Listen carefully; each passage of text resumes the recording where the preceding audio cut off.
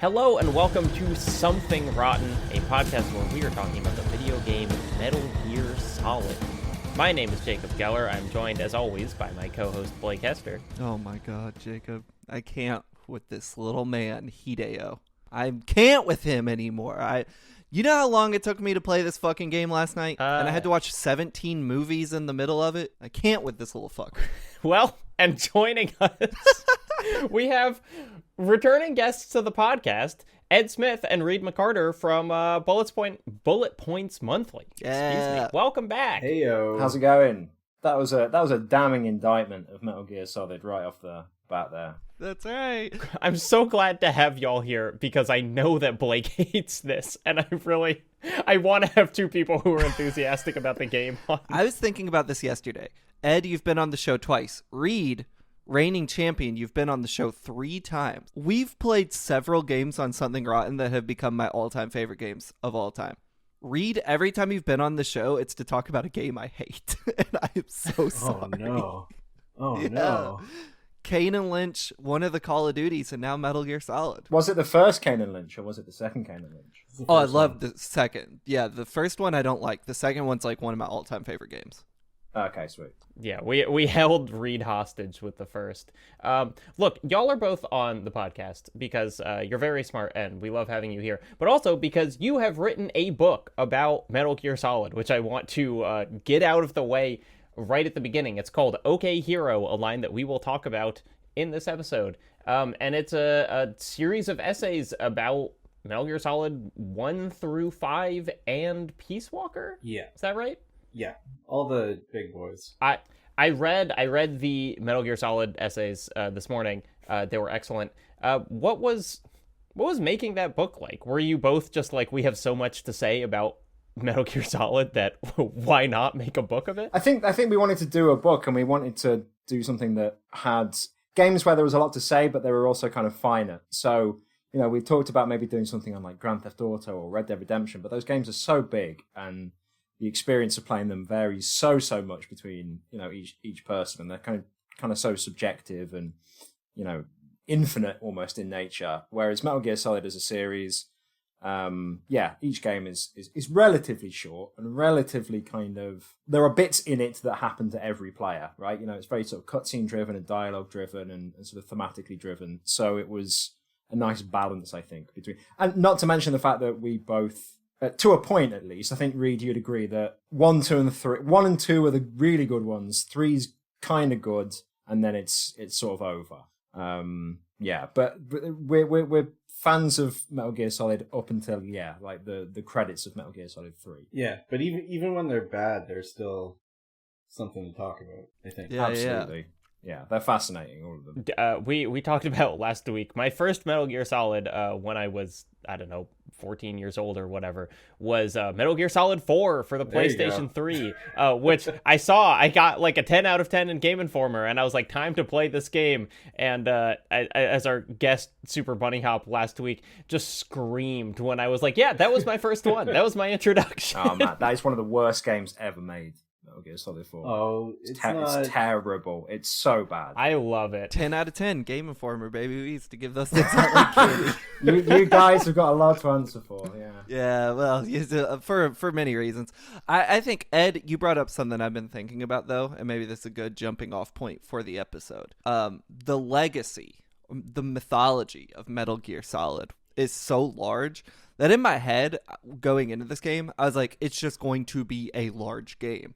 And one of the surprising things about it is how quick and self-contained it is.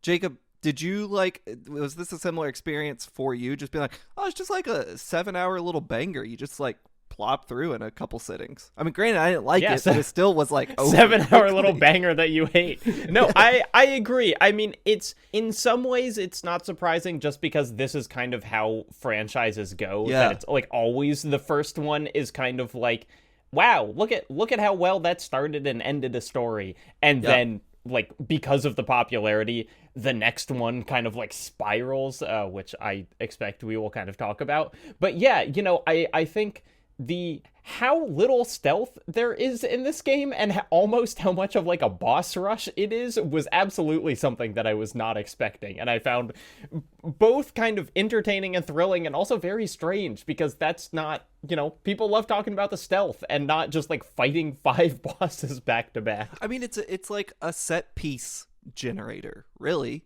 Like, there are like small levels in between, but really you're just going from set piece to set piece, which is not something I expected loading into this game. I did the maths in my head once, and I counted that there's only something like 20 or so guards in the entire game. Like, this idea that Metal Gear Solid, that it's a game about like sneaking past the guards. Like, it's not. Like you were saying, Blake, it's a set piece generator. I totally agree. So last episode, we wrapped up with Snake's prison escape, essentially. So we saw the whole torture sequence, and then we sprayed ketchup on ourselves or hid under the bed, and then walked out the room and got all our clothes back. One of the things that I was pleasantly surprised by with this is that I hadn't like officially closed the game through that whole time. And I quit it, and I came back, and they give you a little, like, remember what you were doing on Metal Gear Solid, which, like, makes sense for longer games than this, but I was just, like, very pleasantly surprised to be like, hey, that's what I was doing. Thanks for telling me. Yeah, because I played this game in such short chunks. I read a ton of those and liked them every single time. More games should fucking do that. Remember Alan Wake 1 had the previously on between the chapters? That shit's so good. Do more of that shit. This is especially handy when you're, like, a kid and you're renting a PlayStation and Metal Gear Solid over and over again, and and then you need to rely on that too. Reid, were you a child when first experiencing this game? I was I guess like a tween. So it's 1998 it comes out, and so I was 12, and I did play it like pretty close to when it came out. One of my stepbrothers rented it, and I came downstairs and saw him playing it, and I was just like, this thing is wild. And that's like a big part of like when you think of like legacy and stuff, this game was like such a spark in the imagination. Like thinking about too, like saying, because it's true, you go back to it and you're like, it is this very kind of short and sort of straightforward game until the end kind of expands outward quite a bit. But it's just like, there's so much packed into it in the sense of like, this is a established fiction, and it was, all the references to actual politics and history, and that's kind of like a sideways point. Yeah, it was like 12, I think. I had the distinct memory of being 7 years old and seeing a full page advert of Metal Gear Solid in, I guess it was the official PlayStation magazine. I played it when it came out, and I was 8. Jacob, did I tell my story on this show about trying to buy this game as a child? No. Did he sneak in a cardboard box? No. Okay, so I guess I must have heard about, it would have had to have been MGS2, because I was only like 4 when MGS1 came out, and we never had a PS1. So it must have been MGS2. I must have heard about it on XPlay, which is where I got a lot of my like gaming news, just on Tech TV /G4, then later G4. And I somehow got Zone of the Enders, which had the MGS2 demo. So I was like, and I was obsessed with that demo. I remember it vividly. I would play it over and over and over. Don't think I ever played Zone of the Enders, or at least not to any substantial amount. But I was like, all right, I gotta play this fucking game, but I need to play the first one. So I had a PS2, which had backwards compatibility. I had a PS1 memory card. So my dad takes me, shouts out to the St. Matthews Mall in Louisville, Kentucky. If we got any Louisville listeners, we went to the EB Games in there, and I found Metal Gear Solid. I'm like, great, here it is. My dad's like, great, I'm going to buy this for you. Get home. Little did I know, my dumb little pea brain, 6, 7 years old, had bought Metal Gear Solid, the VR missions. Oh, God. Oh, no. And no. I distinctly remember playing a lot, because it was like, even as a child, I was at least rational enough to understand, can't go back, can't buy another game. This is all I have. Just got to get over it. And I distinctly remember playing the shit out of it, trying to convince myself it was good enough. And it wasn't. It certainly wasn't. Like, I wish I would have bought. I don't like this game very much, but as a child, I wish I would have gotten it, because they would have blown my fucking mind if I played this at 7 years old. But yeah, I did attempt to play this in the past and failed miserably because of my lack of reading comprehension as a kid. My retail Metal Gear Solid experience was, again, with 4, but I remember going up to like the guy working at GameStop, and I held out 2 games and I said, which one of these do you like more? And it was Metal Gear Solid 4 and BioShock, which are maybe, kind of 2 poles, kind of the same place in gaming history. And I think I bought BioShock first. I have a BioShock GameStop story too. Mine would have probably been much later than yours. I would have been like probably 20. But I remember going to GameStop with my girlfriend at the time. That poor woman who had to go into a GameStop in 2013. I can't wish that. I don't wish that hell on anyone. And I said, do I buy BioShock or Deadly Premonition? And those were my 2 choices. And I went with BioShock. And to this day, I kind of wish I would have made the other decision, because I've never played Deadly Premonition. And I bet I would have enjoyed it more as a wee 20-year-old. Was that a good story? Are you glad I derailed the podcast for that was one? A great story. All these forks in the road of what could have been. That's right. So I guess my first note on part 2 is like Death Stranding, there's a bomb in your items.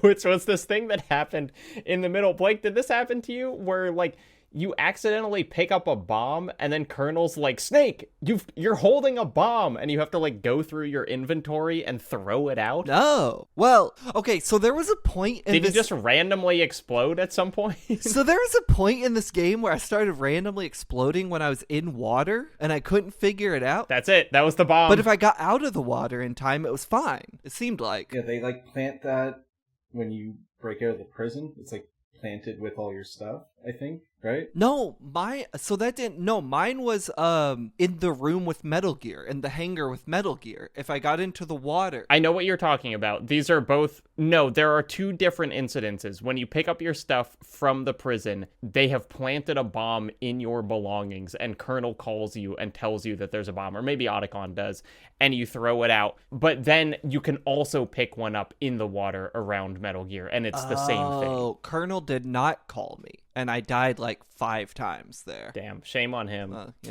Kojima, design genius here. I love that shit. But the first real gameplay section of this is maybe the weakest part of the game, because there is this big, long, just run upstairs that you can't stealth, and you're just like shooting guys, and it just goes on forever.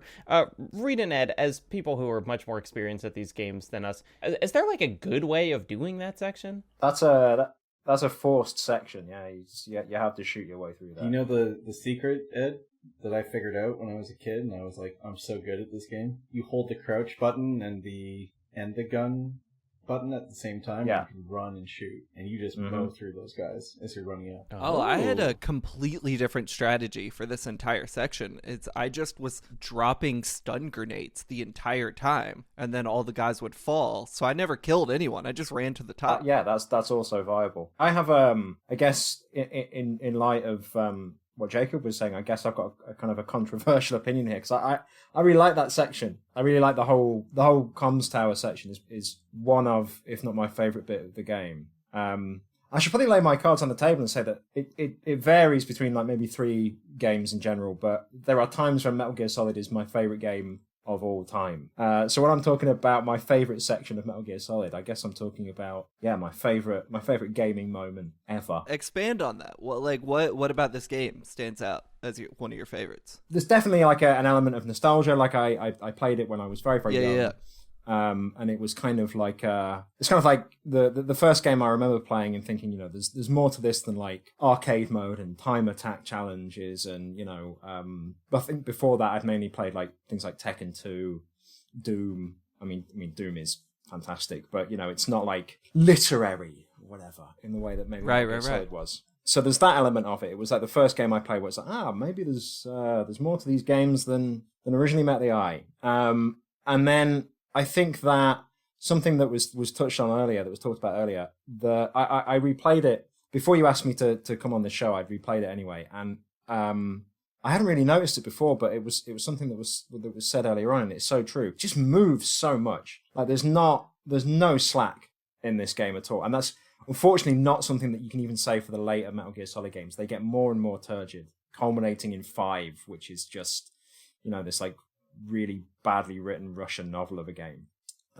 But this one, it's just like so zippy and terse and like dramatic, and it's just like inventive at every turn. Like if you were to actually sort of verbalize what you do in maybe the first 30 minutes of Metal Gear Solid, actually kind of like speak it out loud. There's just so many different ideas and so much kind of imagination in there. And it just keeps up like that forever and ever. I mean, from the beginning of the game up until I'd say the Psycho Mantis boss battle, I know we're not talking about the first half of the game here, but that maybe opening 2 or 3 hours, I think it's just, there's more kind of like, creativity and inventiveness in that game than you'd get in like 50 hours of, Far Cry or The Witcher or whatever it might be. You're totally right, and it's like we talked about this a little last week, but like as someone who's never played this before, the frequency of iconic moments is almost overwhelming, of just like things that I realized I'd seen referenced so many times. The fact that Psycho Mantis, which is, one of the most famous boss fights in video games, happens in the first 3 hours, I was shocked. I was like, surely this will be like the penultimate fight because it's such a big deal. And it's like, no, you just walk down a hallway and there he is, and he does his whole thing. It's just, I mean, and I remember playing it when it came out and feeling the same way then. It's not necessarily that, they have, of course, but it's not necessarily that these moments have kind of like accrued a credibility over time. I remember back in 1998 playing it and just being just so kind of surprised, as much as like an 8-year-old has the ability to be kind of like surprised by art. just being so, knowing even at the time like I'm playing something that is different to everything else. I was gonna say one last thing. There's so much I could say about this game. I don't want to just like bore everybody by talking about why I love it so much. But it's very possible to get not bogged down, but it's very possible to become occupied with talking about the sort of the quite sort of like serious and substantive artistic qualities of Metal Gear Solid. No, it's a game about death, and it's a game about politics, and it's a game about identity, and it's a game about that's all there. One of the things I really love, I think it's a wonderful marriage of kind of like high action cinema. There's comedy, there's horror, there's camp, there's kitsch. It's got a wonderful aesthetic. Like you can look at a single screenshot of Metal Gear Solid and you just know that this is Metal Gear Solid straight away. It's got like such a kind of strong visual kind of palette, and just like great performances, dialogue, characters, like even just like that, he's got such an ear for like character names: Revolver, Ocelot, Vulcan, Raven, which he's got better at. I not to go on a tangent. I played the 1987 Metal Gear, the MSX one. A lot of the stuff in this one is in that, by the way. Like a lot of stuff is there from the sort of 2D era. But some of the characters in that have got really bad names. There's one called like Machine Gun Kid. Machine Gun Kid. That's kind of sick. Yeah, and then there's one I think that's just called like the Shotgunner. So yeah, he got better at the names as he got on. Anyway, yeah, I've talked enough. I really love this game. I'm glad to hear you bring all that up because like me saying I don't like this game, it's not going to do any listener or this conversation any service for me saying like every moment throughout this episode be like, I didn't like it. It's just like one of those gambles you take when you play an old game in 2023. It's like it's just like mechanically may not speak to you depending on how it aged. But one thing I can't deny in this game, if I strip away like not enjoying playing it, except for the second Vulcan Raven fight we can talk about, which I fucking loved, is like how impressive every second of this game is, even when I'm not like enjoying it, when I'm placing it in the time and context in which it came out.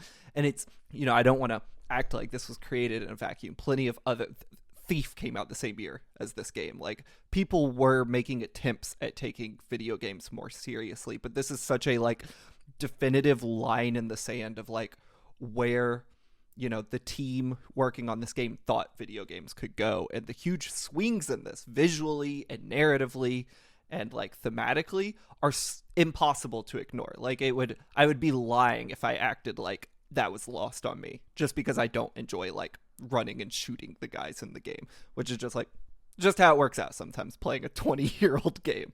But like there's so many moments in it, even when I personally am not enjoying it, that I'm like, this is fucking the most impressive shit possible for this era, which is like incredible. Like I love that. I think it's so cool, and I like that like it still has that impact in 2023 when I'm playing and be like, "Oh yeah, I fucking get it." Like I see why, everyone who played this in 98 had their butts blown out by it, Like it has not lost that impact. Just like that Butts guard in the blown out. prison section. Well, and it's kind of it's with that in mind.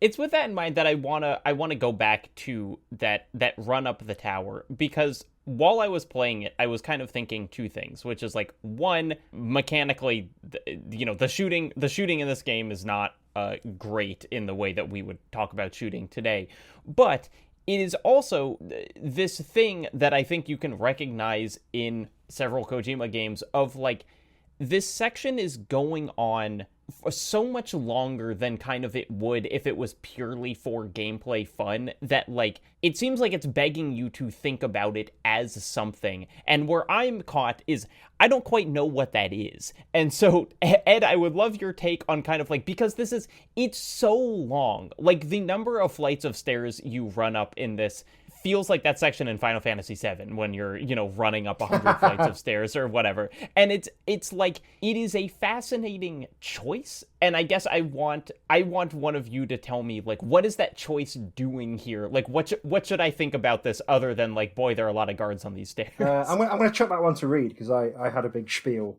a few minutes ago. I want to hear the McCarter take on that one. I feel like it's gonna sound. I've thought too much about this game over the years, and it's got too much in my head. Like, this game is like the reason I played video games past like the age of 12. It's like every time a new Metal Gear came out, I wanted to play it. So I've thought about these things a lot, and I always think of like Shadow Moses itself, and it's hard to remember now doing like OK Hero when we had, I can't remember which one of us wrote about this. But I think a lot about Shadow Moses as like an environment, and as this kind of like, almost like this big gothic castle, and about sort of like Snake's journey as a character, from kind of the beginning, how he's already formed, but what he is at the beginning and the end of the game is he's kind of grown into something, and he's kind of asserted himself and become like an individual in a certain sense. And then I think that's Ed's essay, Where Have You Gone, Big Boss? Though you both touch on it, but I read that this morning and loved it. Yeah, I should have read that again too. I read it too many times in the past. No. It's not that good. But in that kind of context, I think of that big the stairs part and the comms tower part as it's like almost this kind of like mythical, which Kojima likes. It's similar to, he does it in Snake Eater as well and he puts more sauce on it, kind of where a song starts playing. He does it in Death Stranding almost for the entire game of giving you these moments of like struggle and kind of showing the character like cinematically going through something to achieve some kind of like realization. Or so it's like, in that sense, he, depending on how you play it, he's either killing a lot of guys going up there, or he's, bypassing them with like a lot of effort.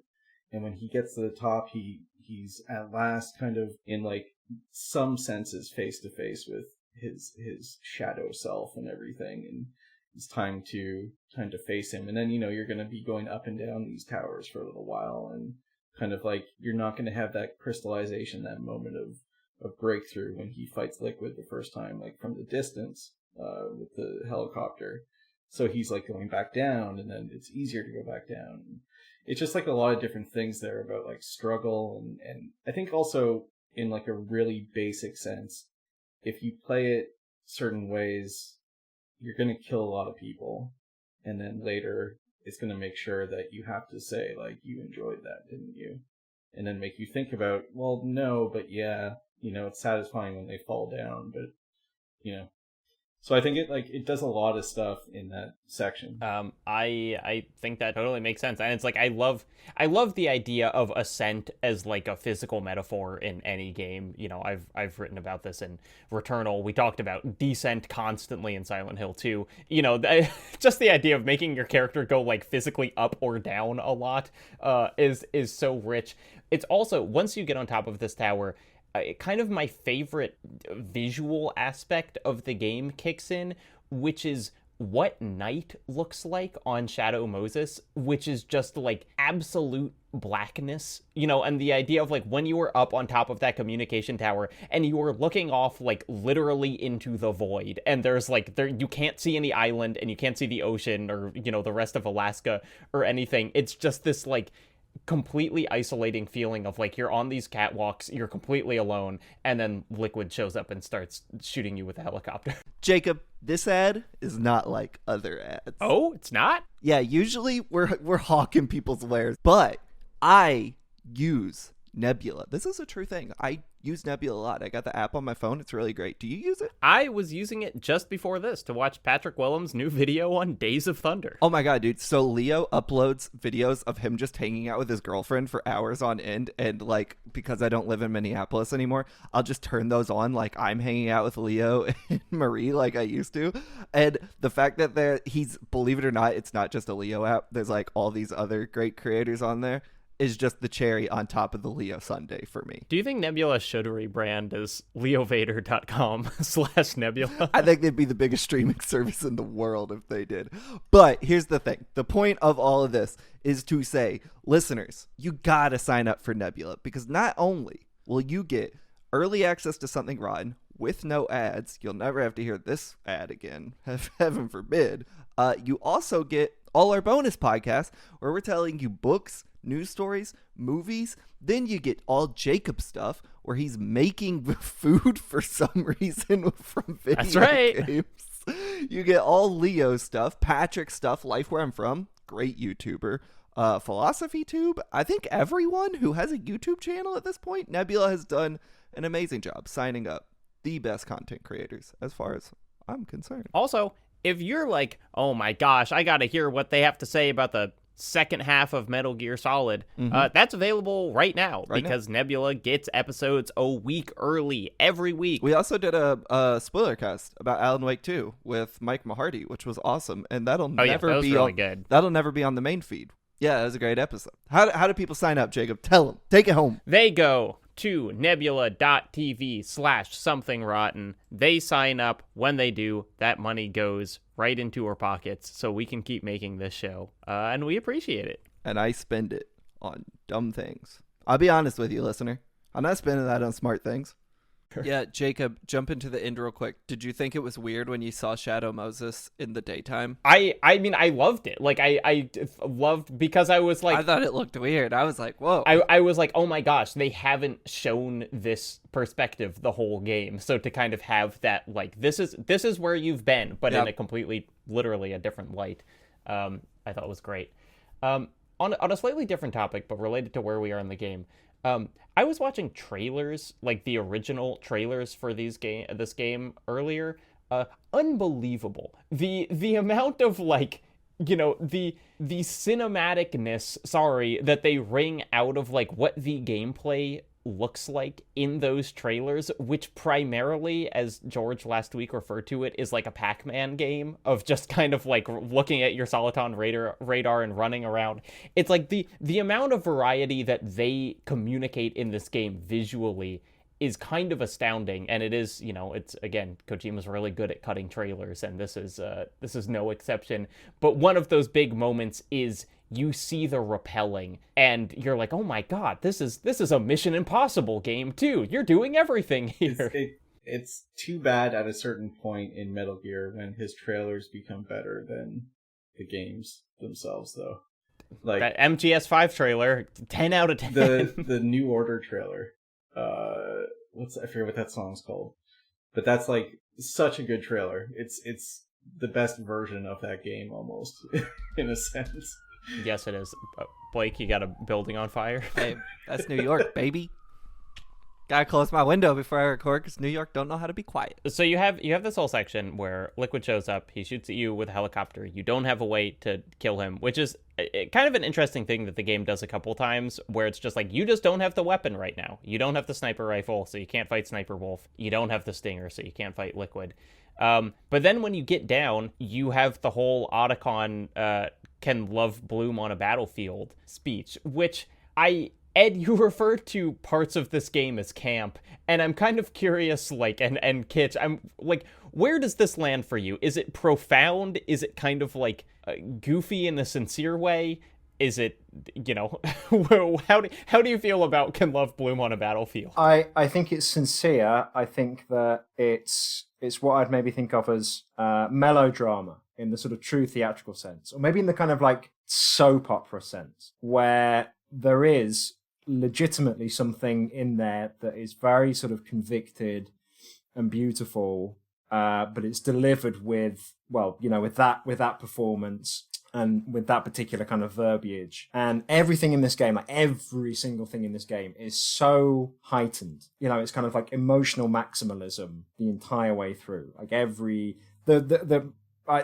was talking about the communications tower section as my favorite part. I think my actual favorite part is I don't want to skip ahead, but is the boss fight with Liquid towards the end, where, you know, Liquid and Solid are kind of are stripped to the waist, and there's all that kind of like red lighting, and you're on top of the Metal Gear, and it's just, especially now, you know, 25 years later, when everything that I play in the mainstream, at least, but also outside the mainstream, is so kind of neutered and so sort of cautious about not even having an opinion on something, but just cautious about even, you know, aesthetically or like atmospherically having any sort of distinctive characteristics. I point to Starfield, which is like, it's the perfect space game because it's completely lacking in atmosphere. Ha ha ha.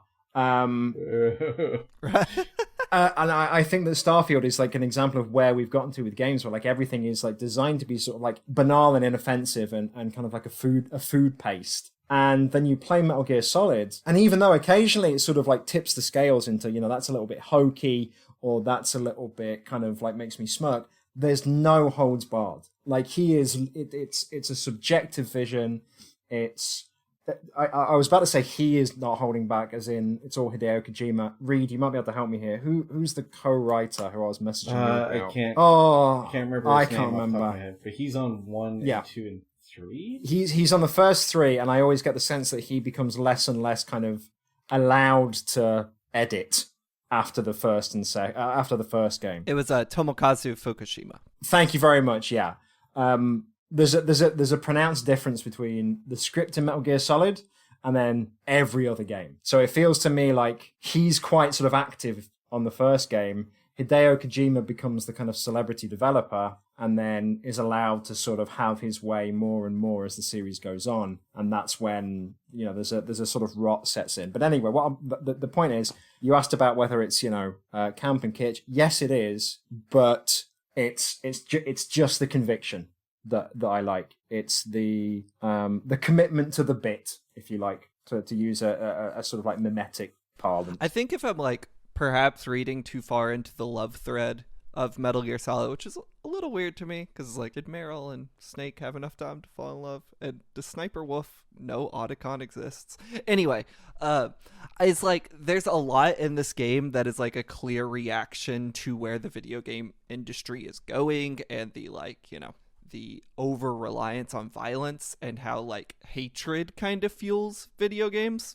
If you like consider why you're shooting things in every video game, there's some amount of hatred through it. And I think like the love thread, which didn't always land for me, but seemed like Kojima trying to address the desperation of like narratives in video games. Like, war is a desperate time, and I think he shows like characters in war actually hungry to feel something other than bloodthirst, which like even Snake, who like Liquid says at the end, period, point blank, like, you, Snake, and by proxy the player, are bloodthirsty people. But we also saw Snake like desperately seeking any kind of affection, even weirdly enough from a woman he met 2 hours before that he doesn't have that much chemistry with. Like, I think that is kind of interesting. I also think I just a very quick point. I think that's absolutely true. I also think that Kojima and the creators of Metal Gear Solid, I think that they believe in love, or at least they kind of appropriate love in the sort of like classic French cinema way, where all you have to do is like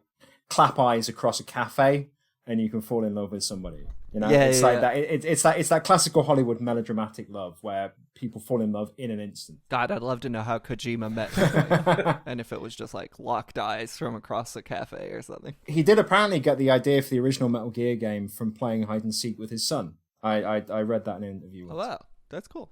What's his son do? Who's Kojima's son? I think about this occasionally. So who's that guy? What's that dude up to? He must be 35 at this point. What's that kid? Yeah, maybe it's better that we don't know, because we know what like Hayao Miyazaki's son is doing, and it doesn't make anyone happy. No. Soul crushing. I also think, to think even more about this, I think that like it is more important that the characters are feeling love than the relationship that they have with the person who they're in love with. That it feels so much. Ed and Reid, you both wrote about, and also Harper J's Metal Gear Solid retrospective on Kotaku, which is a great one in like a series of articles that she wrote, talks about just like how much literally every single person on the ground is lied to and manipulated. That like Snake is lied to about his mission. All the terrorists, quote unquote terrorists, who have like taken over Shadow Moses are there because, like they've been lied to. They're also like all dying, and they're just trying to get like the body of Big Boss that will stop them from dying. And it's like everyone is just such a pawn and being manipulated by things greater than themselves that love is like one of the most intensely individualistic things that they can do. It's like they have no power over like what their job is or what they are doing in the world. And so it's like, can I find love is like, I am an individual. I am doing something. I am not being manipulated into feeling this way by the colonel or the president or whoever. And so it is this kind of like weird expression of like being a person when that is constantly kind of being removed so everyone can just be the perfect soldier. Both of those points make me think of a million things. One thing is Metal Gear Solid 2 is going to take that football and run very far with it in terms of that. It's not the podcast for it either, but I think Alan Wake 2 this year is also games that kind of speak to and stories that kind of speak to the idea that like when we live in a time that we can't really make, when we don't have like a strict morality or something that we can like cling to, it's like, well, what makes sense when everything is kind of like contradictory and nonsensical? It's like, well, what do you cling to? The one thing I was going to say too to both those points, and like I think also Kojima is like, or the entire team, it's like the whole Metal Gear thing is this. You can definitely read this game on multiple levels and read it, like Blake was saying, as sort of like a reaction to video game violence, which I think it does really well, and it doesn't get as much credit for that as it should, especially like it was doing this and not sort of like smacking you in the face with it over and over. But like this whole thing too of like trying to break through, why are we obsessed with war and military stuff, and then like where is that leading us, and like what do we get out of it? And I think you see like the author in this game very much being like, hey, I'm making my military game, but it's also you kill a guy and then he's going to tell you why you're going to feel really bad for him, because he's going to tell you about how terrible his life was in the country he comes from. And there's a through line in this game that is like, I feel fairly unavoidable by the credits, and as far as I understand it comes up in other MGS games, and that is Kojima saying maybe don't spend all your time playing video games, which I think is really interesting. And not only is there the like love for another person, and this game ends up getting into like the like scientific ideas of love and sex, which is very funny, but like the love of life, which I find interesting. Like there's definitely a part of this game, and the same way the original God of War by David Jaffe can be read as like it's made about a guy who spends too much time at work and just wants to go outside for a little bit. There is like this through line by the end of the game. It's like, you are wasting your time playing my game. Go outside. Because like media, reductively perhaps, but inherently is just a manipulation of emotions to get you to like feel what the author intends. And the end of this game is like, said to me at least, like, maybe don't let me do that. Like, it ends on the stock footage of like outside, and it's so beautiful. And Naomi's like, just live life. And it's very kind of corny, but like very effective in a way of being like, the game's over. Go do something else for a little while. That I thought was like interesting, especially as I feel like video games are so obsessed now with like, once you beat them, be like, play New Game Plus, never look away. Play our game only. I like the idea of the game being like, stop playing for a little while. It's hard to overemphasize how much more that comes through in the second game, as well as a lot of other stuff. But I think that's absolutely true. Like the game ends on a message of kind of just like not a rejection, but kind of an acknowledgement, but not a kind of reliance on received information. It's not about your orders. It's not about the governments. It's not about your past. It's not about anything. It's just, it's the moment, and it's that kind of like self-actualization thing where I think it's only in the ending where you don't save Meryl that Snake actually, or does he tell Meryl his name is David? He does in both. He does. He does. Yeah. He does in both. Okay, yeah. So there's the moment of like, I'm no longer Solid Snake of Foxhound or Solid Snake of the Fox Die program or L'Enfant Terrible or whatever it may be. I'm David, and that absolutely applies to that thing about not only do you not need to be completely sort of dictated to by politics and the sort of times, but also video games, media, whatever. The whole series, I think, kind of turns on that idea. You get that great image too in I rewatched the Meryl ending. It was the one I found on YouTube. But you get the what are they called, Malamutes or whatever that he mushes, the like wolf dogs. Yeah. You get the image of them all in a team running down a path that's sort of shot so you don't see a person, you just see the backs of the dogs running through the snow. And it's this great image too of like they're going towards something together, but they're all kind of bound together, and it's and then you get the stats on nuclear weapon stockpiles in 1998. Is there more than one ending to this game? There's one after the credits too. It's like, hold on, it's like a minute long. Is Meryl? No, but there is. Can Meryl live? There's one where Meryl dies. Oh, Meryl died for me. Yeah, okay. There's one where Meryl lives, Blake. Oh, I had no clue. Did you give in to the torture? Yeah. The canon ending is Meryl survives. Yeah, she's meant to live. No, the Otacon ending's better though. No, the Meryl ending is the Meryl ending. No, it's just two boys going out to live in the woods. Oh no, Meryl died for me. Yeah. So Blake, you during the torture with Revolver, you did you press the submit I thought you button? had to. Like you eventually kind of gave in?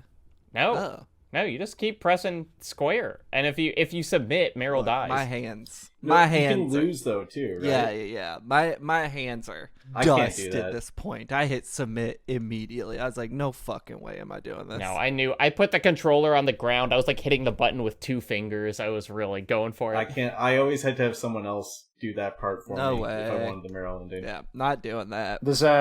There's a bit in Metal Gear Solid 2 where you have to do it to progress. There's no skipsies. It's really hard. In Metal Gear Solid 2, it gets harder the harder the difficulty that you're on.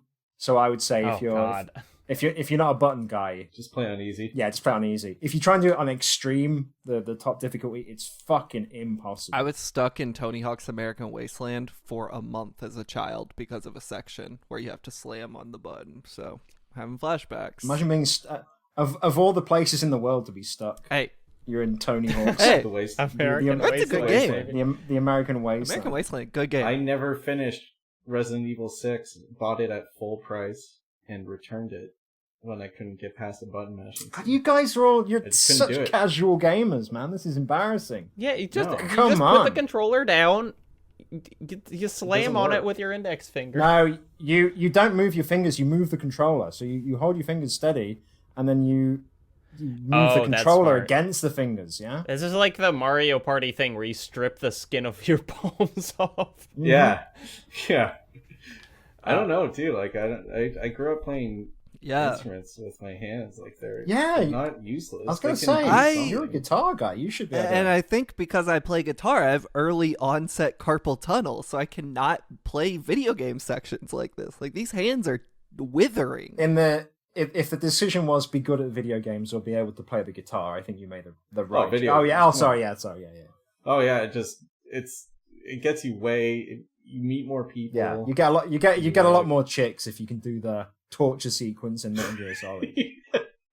You know, would be a perfect opportunity for the Metal Gear Solid Master Collection to make any affordance to like accessibility or these things that we've learned are important in 2023. Yeah. And of course it fucking doesn't, because it's the laziest collection ever put out. Oh man, I can't wait to talk about that when we get to Metal Gear Solid 2. I didn't even think about that. That would be so easy, because there's like one of these sections in almost all of these games too. Yep. That just sucks.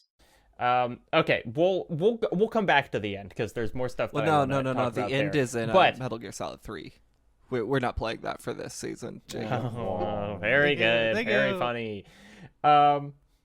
The next part of the game is you fighting the Hind D. You get the stinger. You go back up the tower, and you shoot a bunch of missiles at it, which has probably the most badass, quote unquote, but also sincerely badass line in the game, which is when it goes down and explodes in a giant ball of flame, and Snake says that takes care of the cremation. So fucking good, dude. Yeah, that's what I would say after murdering my twin brother.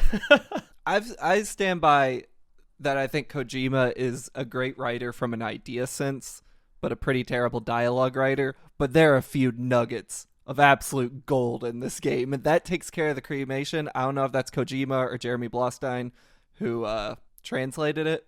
Whoever that was, that's a barn burner right there.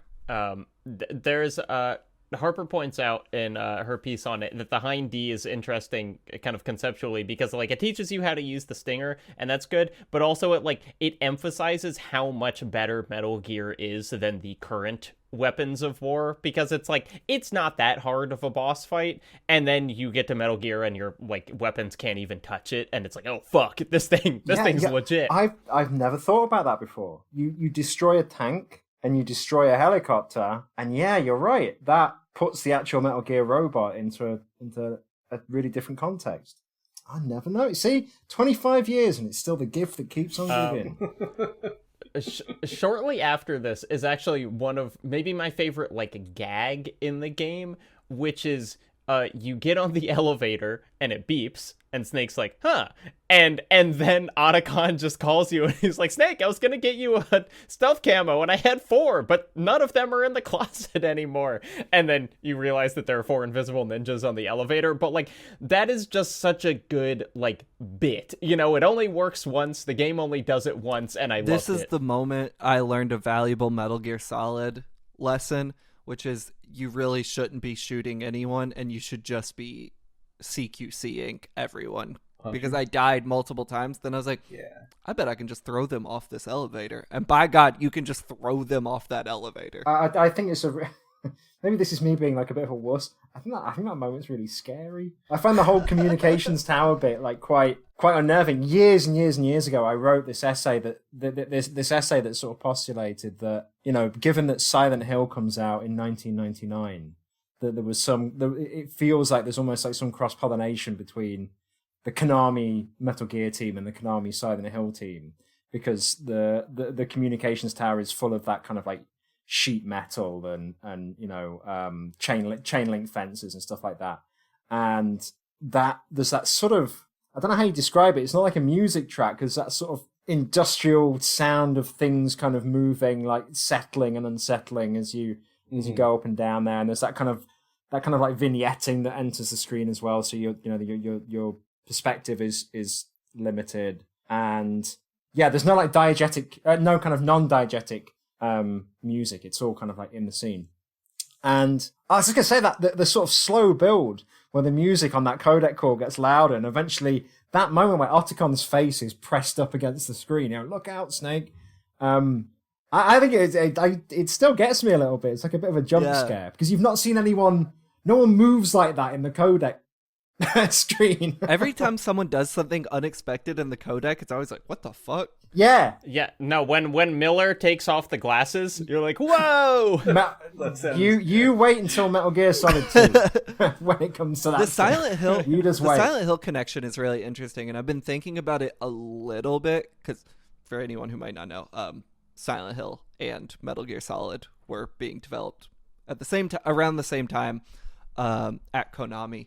And I think it was Aesir Aesthetics, the YouTuber, who like speculated that they thought there was like some one-upsmanship between those two teams, because both games for their time, or both series for their time, Metal Gear Solid went way further through the years, were like just technical powerhouses. You know, like we talked a lot about like the CG in Silent Hill 2 and just like how unbelievably impressive it was for its time. Yeah, well, I mean, and Silent Hill 3 is the best looking video game ever made. Right. Hell, but yes.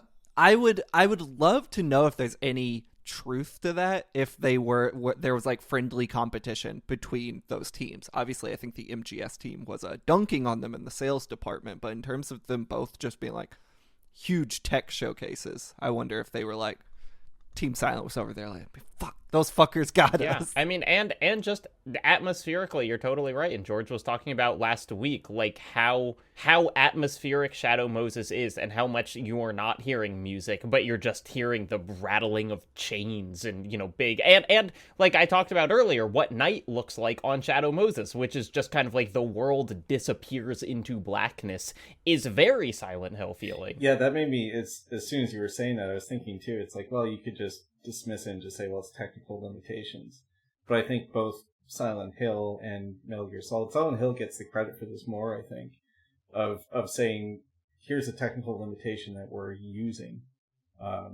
That's like, we're making it seem like this is artistic.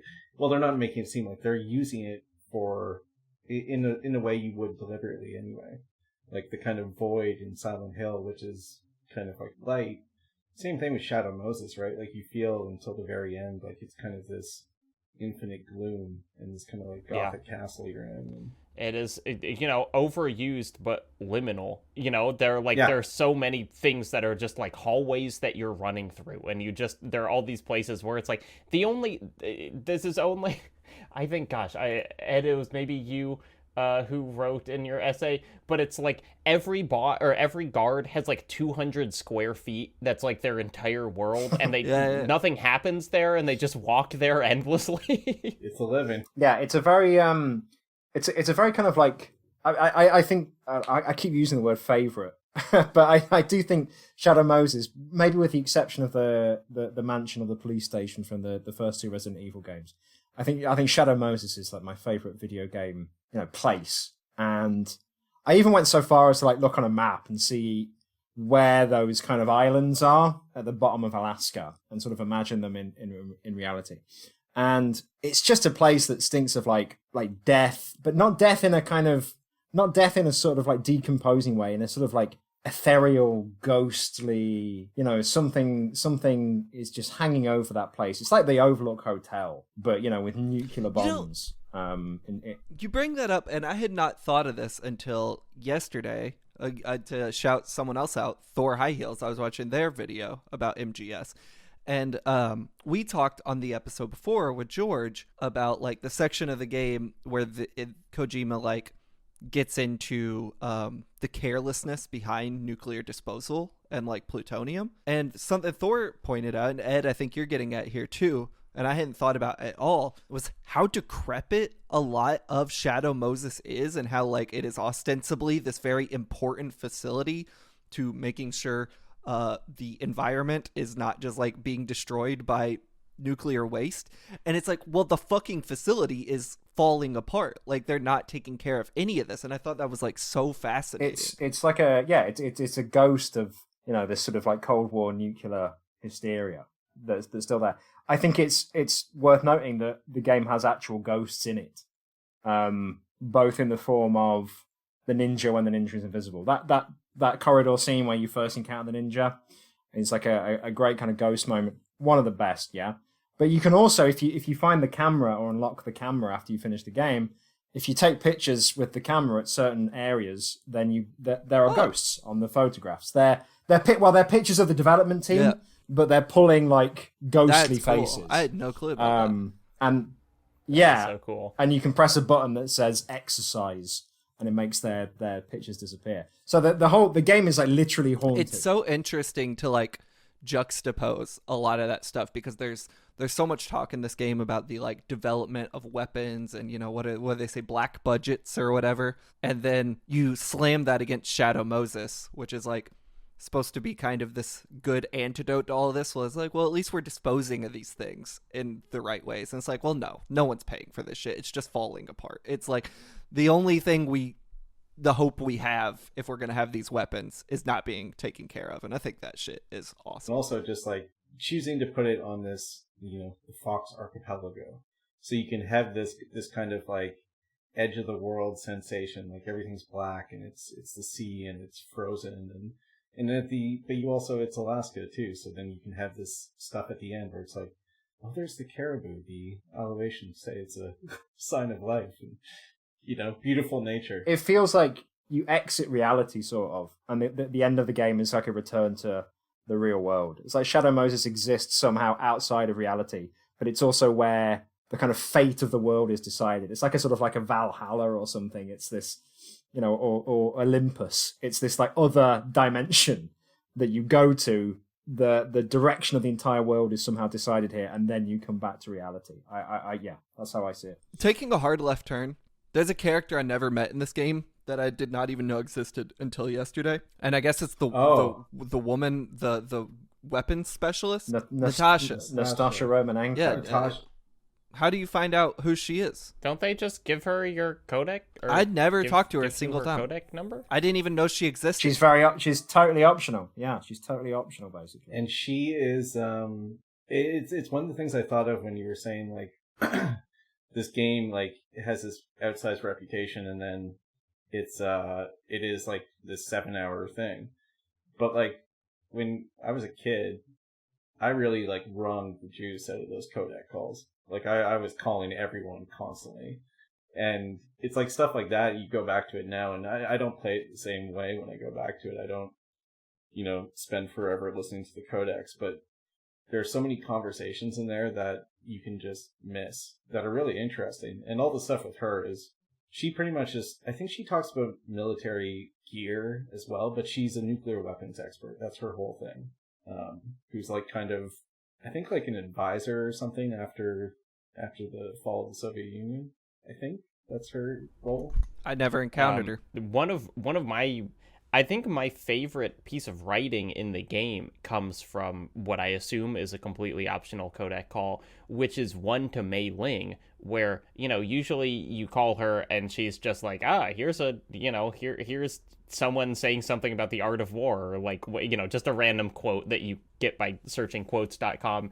But like, there's one where she just starts talking about memory and kind of like, hey, once you save these things, these aren't memories anymore, which is very close to like my favorite Calvino quote from Invisible Cities, which is like, memories, images once placed in words are erased. But like she has this whole conversation with Snake where he's like, no, data technology will get to the point where it can record everything. And she says, like, no matter how far data technology advances, you'll never be able to penetrate the human heart. And it's like, this just, you know, this conversation about, like, what does saving something to memory mean, both, like, on the PlayStation console, but also just, like, in real life, and what are you losing by doing that? And it's just completely out of nowhere. It wasn't really relevant to anything that was happening in the game, and I was just, like, so tickled by it. But what we need to talk about is the next fight, which is where the title of y'all's book comes from, because you fight Sniper Wolf a second time in a battle that is much less annoying than the first one, for the record. And then you have, like, even though the Psycho Mantis fight certainly ends with this, you know, long monologue about kind of how shitty his life was and why he did the things he did, this kind of feels like this is the one for the game, right? Like the conversation that you have with Sniper Wolf after you shoot her in the lungs feels kind of, while I was playing it, I was like, this is crystallizing something about the game. Like this feels like one of the big conversations. Yeah, I think, Ed, do you want to talk about that at all? Because that was like when we were thinking of names for the book and kind of going through some dialogue and stuff from the series and everything. And then when that one stuck out, I was just like, oh, well, there it is. That's Metal Gear. That's kind of the whole thing, right? But I don't know if you want to talk about that more, Ed. Not to like harp too much on the book. I think that the reason that we picked OK Hero was because there's something in Metal Gear Solid that is about this sort of conflict between reality and legend, and sort of grandeur and brutality. So you got hero, which is obviously a word with like connotations of enormous kind of like grandeur, and again sort of bravery and courage in that sort of like mythical sense. And then OK, which is about as casual and kind of flippant a phrase as you can get. And I think that the whole series is the drama of the whole series kind of emanates from that tension between reality and legend. In terms of that scene, I think that it's where, again, something that I was talking about earlier on, that combination of sincere conviction and a real sort of appetite for humanity and themes of humanity, mixed with an element of almost like caricature and almost not exactly soap opera, but basically soap opera. That scene has it all, because she's talking about growing up in Kurdistan. She's talking about her her very sort of like profound trauma from being a child soldier, from being a soldier her entire life. It's a wonderful bit where she talks about and then one day he appeared, and it's Big Boss that she's referring to. But then you also have Snake putting the napkin on her face and saying, I've got no more tears to shed. And that shot where he's like walking away and he's framed in sort of like almost perfect 16:9, and he kind of turns around and does that sort of heroic look over one shoulder. And it's like, even the creators of James Bond wouldn't go there. So there's this wonderful marriage again of that sort of like low and high art, or that kind of like low and high thematic stuff that I think you get in Metal Gear Solid. But I think ultimately, like, especially when I was playing it most recently, and maybe this is me being a sap, maybe this is me being like kind of too kind of seduced by the game overall, but I still find it moving. I think that I was gonna say she's credited as Julie Monroe. I don't think that is actually the actor's name, because they used pseudonyms. Yeah, everyone except Hater used the pseudonym. Everyone uses a pseudonym.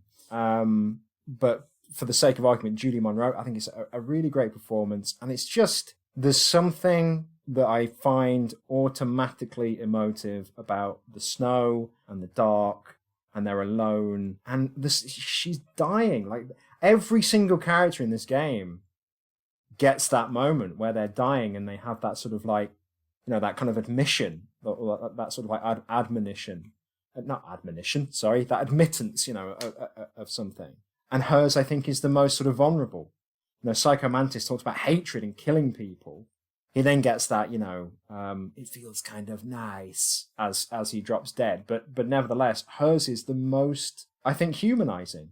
Whereas, despite the fact that she's the character, she's the boss that kind of fucks things up for you the most, because she's the one that shoots Meryl. But she's the one that you end up feeling the most sympathy for. And I think there's something very, very something I like about that a lot. Yeah. The actress's name is Tasia Valenza, the real person. I think they all came back for Twin Snakes, and they were all credited as their actual people then.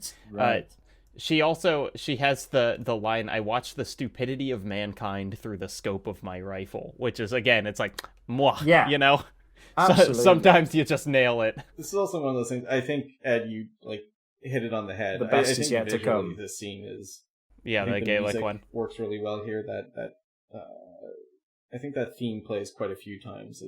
It's a soprano, and then it turns into that like chorus of voices and you have that, the way it kind of swells in is I think very, very well done. And then you also have like the wolves howling in the background, and just like you were saying, there is just something inherently like capital R romantic about a spot of light in the snow at night. And I don't want to cut across you too much. You just reminded me, though, there's a really good moment in that scene because it relates to that song, and it's like as the song is almost like cresting. It's after she's died. It's after Snake shot her. As the song kind of like almost like climaxes, it cuts to Snake reloading his gun, and he says, "All right, I'm going to get Metal Gear. We're out of time." And it just like cuts into this like really sort of pragmatic mercenary.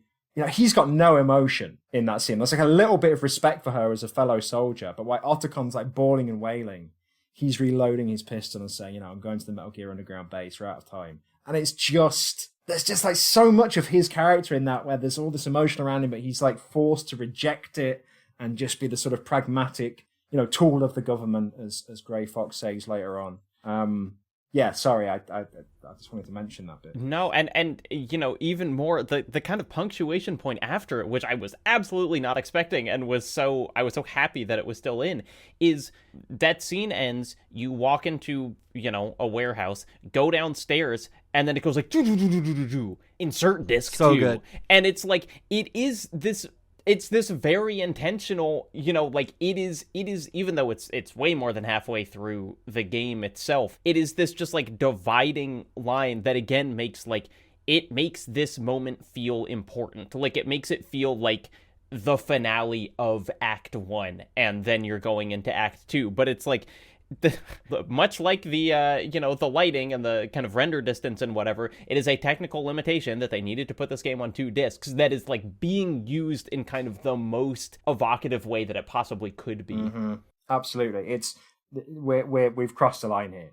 We're going. There's no going back after this. It's that descent thing. You're literally going down the stairs. You literally go down the stairs into a room that's full of like fire and smoke and brimstone, if you like. And then you go down the elevator, and you go down another elevator, and then you finally get to Metal Gear, and it is like you've crossed over another line into kind of another reality, and you're entering this sort of like end game. I could talk about this game forever and all the different things, but I think just like one little thing I wanted to say here too, and I think we've talked about this on some podcast before, Ed, I'm sure, but there was also this sense to playing this, especially as a kid, basically. This game didn't and doesn't, I think, as kind of direct and over-explanatory as Kojima and the other writers could be, the game doesn't really talk down to you. And this sequence, I very distinctly remember playing it as a kid and being like, what's occurred? What's the Gulf War? What is... And then it's like, hey, start picking at things here, and you're going to understand things about, like, Saddam Hussein is not just, like, the mustache guy you see on the news. It's this whole thing to look into. It was sort of like this... It's like when you were reading or, like, watching an action movie when you were a kid or something, or reading a book that was too old for you, kind of.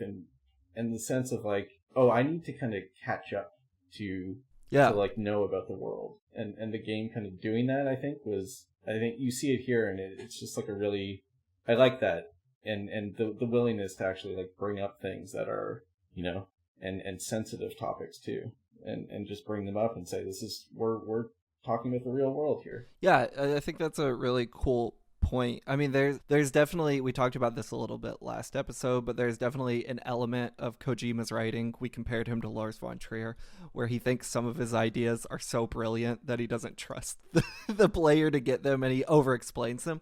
But what you're getting at, which I totally agree with, is like Kojima and whoever else was like writing on this game, wanting people, it wouldn't have been Google at the time, but for lack of a better verb here, to Google things, which is like something I don't do when I play video games that I do all the time while reading books or watching movies. It's like, stop, Google whatever they dropped in there and like get the background.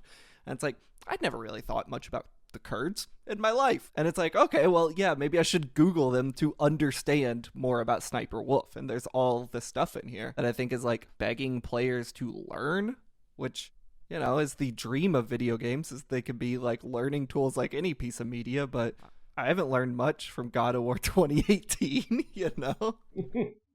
Let's see. Yeah. My next note is this blast furnace fucking sucks. We don't have to talk about it. There's that one part where you have to sidle along the wall that I was just like, what the fuck's going on here? You can actually skip that, right? By you can blow it up if you shoot it with a stinger. Oh. That thing that moves back and forth. Oh gosh. But you alert the guard.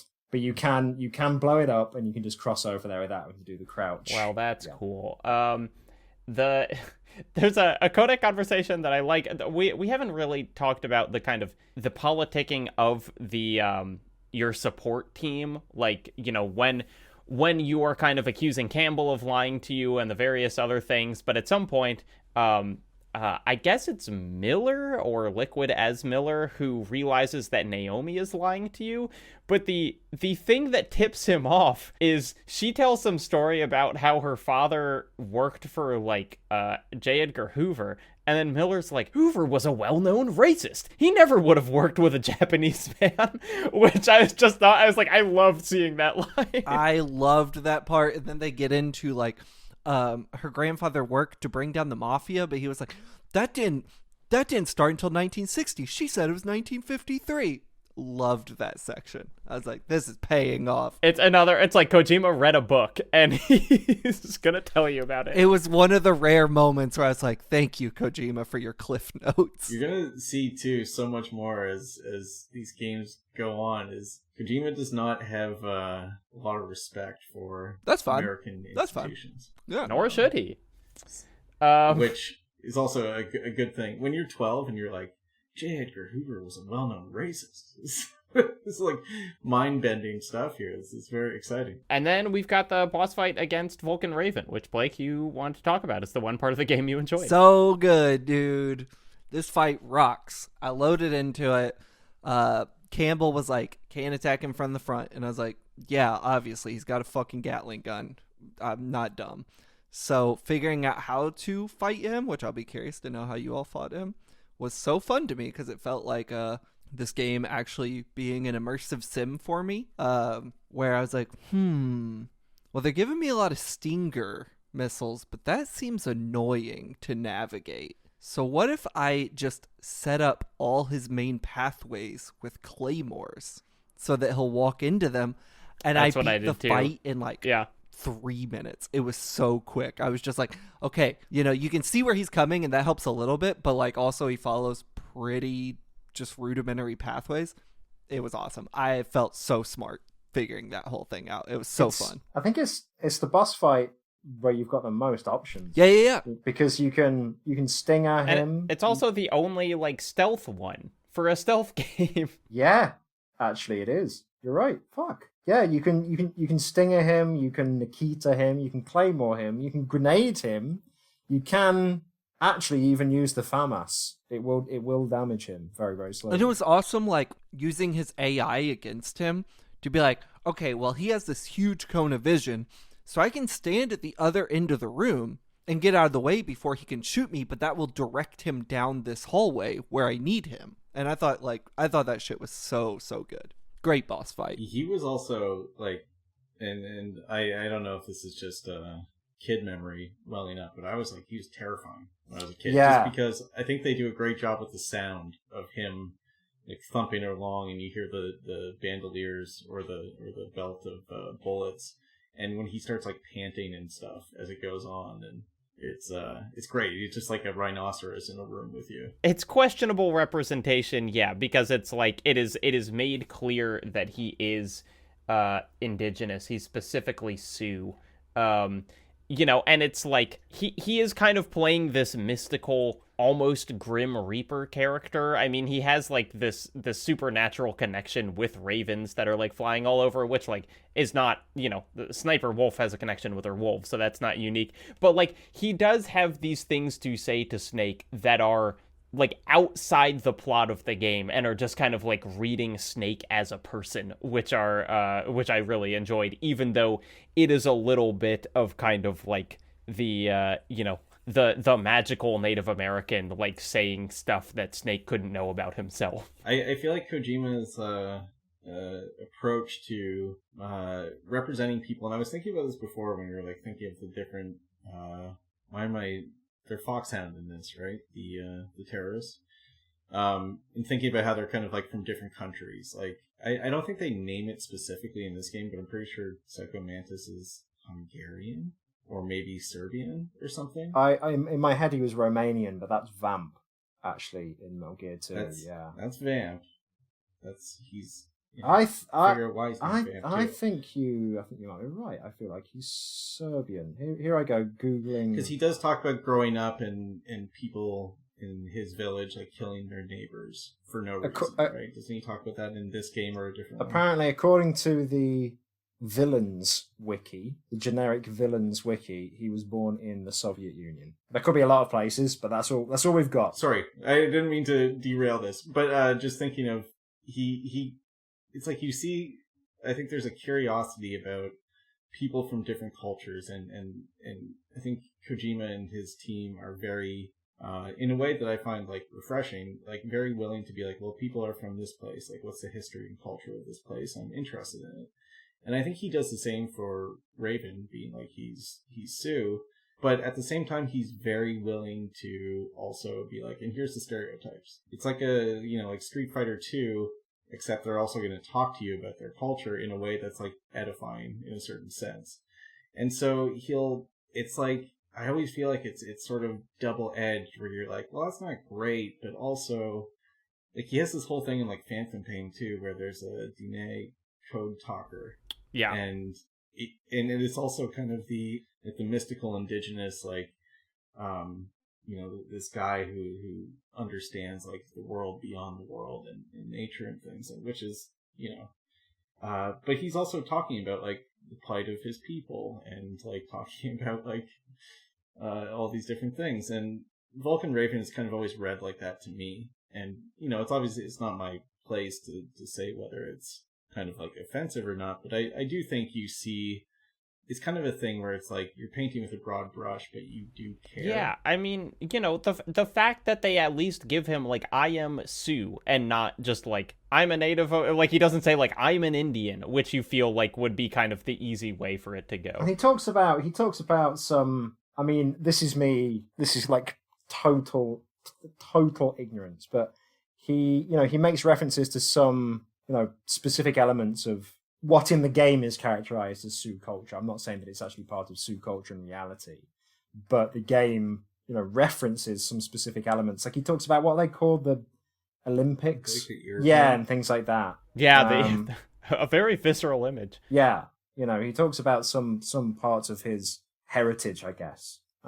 This section is really interesting. It does highlight one of my least favorite things that happened in this game, though. Did you know, Jacob, I know you didn't, but Reid, Ed, that in cold areas of Metal Gear Solid, your rations can freeze?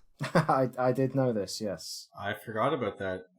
You can also get a cold. That's right, you can, yeah, and I never found the medicine to get rid of my cold, so I just accepted it. Now, there is a specific brand of Kojima logic in his games where it's clear Kojima has thought a lot about this, and so the solution is obvious to him, even if it's not obvious to other people. And I think sometimes that's really cool, like switching the controller port in the Psycho Mantis fight. There are other times where your rations freeze, and the solution is to just equip them so they unfreeze. Oh, I didn't know that was how you fixed it. I thought you had to leave the... That's how you can fix it, is just equip it, and eventually it will unfreeze. I spent the majority of the final few hours of this game not being able to use my rations because I could not figure out the specific brand of Kojima logic, which is, oh yeah, your leg's warm enough to thaw a frozen food. Yeah. That's one of those flourishes that perhaps is a little frustrating. Yeah. Now, on the other hand, similarly, when you have to change the temperature of the key card, I thought that shit was brilliant. I really liked that quite a lot. We'll talk about that. But yeah, it's like if you held it, it would stay warm for longer. That's how thawing food works, right? That's when I need to thaw frozen food, I just hug it for an hour. Just take ground beef and just hold it against my naked chest. like a baby. Skin to Kojima skin. logic, man. It's truly a special brand of mechanics you get when he doesn't have people saying no enough in his life. The last 25% of this game, I feel like, is maybe even less, but it's something that I thought was very cool the first time, and then I was like, wait, is this is just what I have to do every time? Where you after Vulcan Raven, you enter a hangar. Oh my god, Metal Gear is there. It's the whole thing. You can look up at it. Jacob, did you audibly to yourself out loud say Metal Gear? Because that's what I did immediately walking in. I did say that. Yep. I love that the camera is not above as it is in all other stealth sections. It's like, kind of profile, so you can like look at it. It's so cool. And then there is this like complex series of catwalks where you have to like climb up ladders and climb up and go over it and walk over. And I was like, oh my gosh, like this is so much time they're letting us spend with Metal Gear. Like, how cool is this? And then you realize that you have to climb up and down those ladders 7 times. Because it's like, you have a key card, you drop the key card, you go up, plug it in once, then you change the temperature, plug it in again, and a third time. And by, the 9th time I was climbing up and down those ladders, I was like, I get it, it's Metal Gear.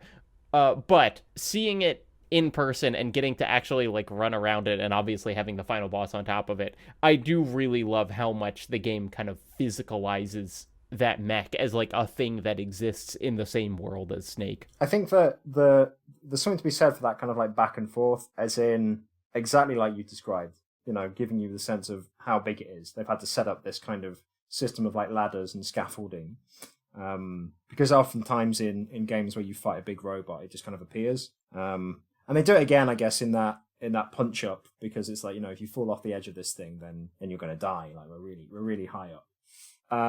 I think that the back and forth with the go to the blast furnace, go to the cold storage, I think it's one of the only times that the game feels like it's padded. It's like we've got a lot of codec. We've got a lot of codec that we've got to fit in here, and we need to just sort of just kind of fill for time while we do a lot of codec stuff. Because like every key journey also has like the Colonel calls you to say, oh yeah, we're thinking it might be Naomi, and then Master Miller calls you to say, oh, it's the one time that momentum, I think that we talked about before, drops out. I think I'm like in the middle here, because it's like going through that hangar room is annoying, especially when you pick up a bomb and Campbell doesn't tell you that you have a bomb and it blows you up 9 times in a row. It's fucking so insufferable. But I like the logic of the keycard puzzle a lot, and I like that it tests your knowledge of the game's map. It's not the most in-depth thing, but it's like, oh yeah, there was that weird lava room. I guess I should go there and just lay on the ground for a few minutes. Like, I really like that, and I think it outweighs the kind of tedium of climbing Metal Gear over and over, killing the one guy over and over who's right outside that door, snipe him, so you can go back and be like, I got a cold card now. I think I like it. I think and then you have to go in and you've got to throw chaff grenades multiple times to turn off the cameras. Hold on. One thing we didn't talk about really quick, it's like 2 rooms before this, is the room where you go in and there's 30 cameras. Oh, it's so fucking funny. Yeah. It's very good. Here's my question. And sorry to do this.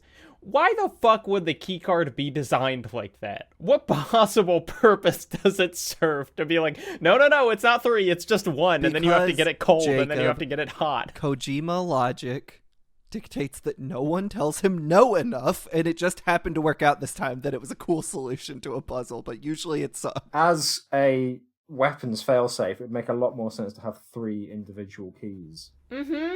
Belonging to 3 different people. It's so funny too when you do the solution and it's like, okay, cool, bomb activated. It's like, well, god damn it. I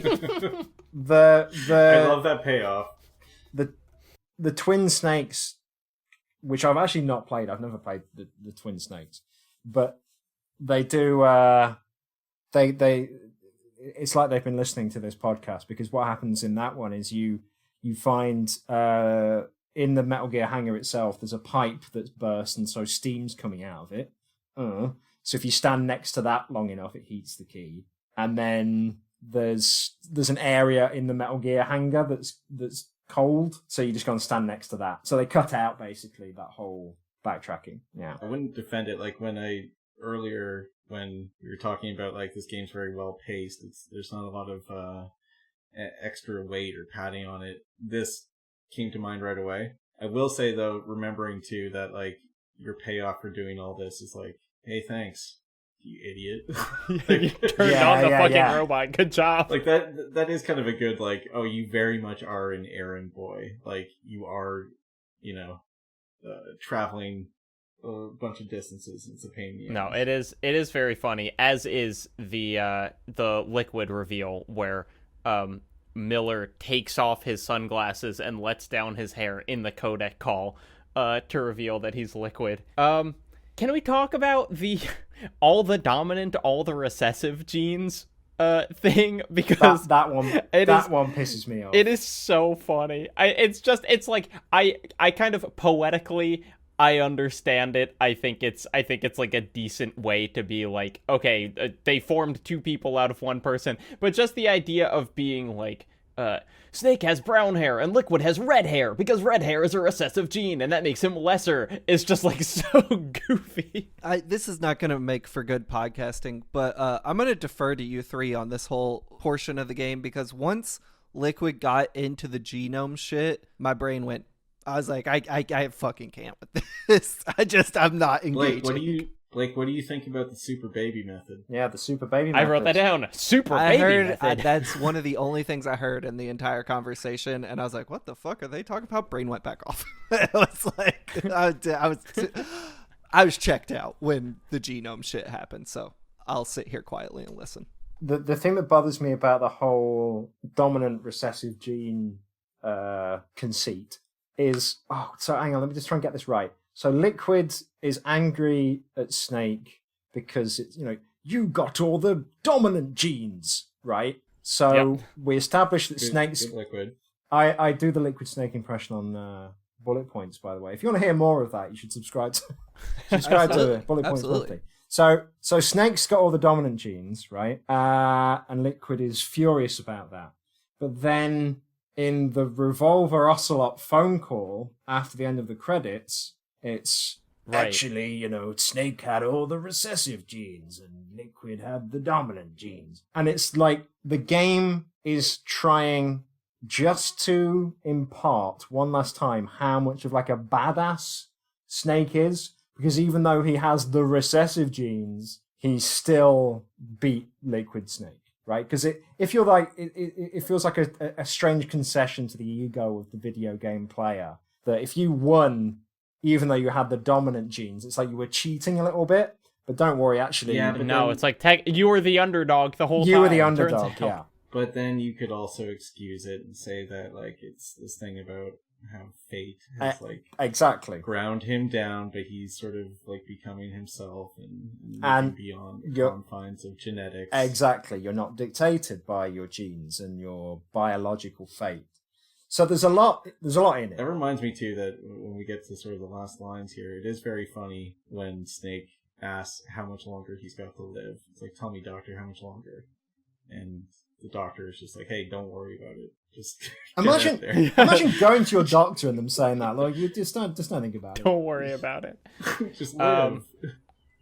But after this reveal and the so you start fighting Metal Gear. You have to shoot stingers at it, whatever. It's, it's kind of an annoying fight, but it's cool that you're fighting Metal Gear and it's moving around. But then the cool shit happens, which is Gray Fox swoops in, and this was like me realizing that so much of the Raiden stuff in MGS4 specifically is just a reference to Gray Fox in 1. That it's like I loved when Raiden came in at the end in 4, and it's like, oh yeah, this is just this. But he's so cool. He fights Metal Gear. He has like a big gun that shoots explosives somehow that really mess it up.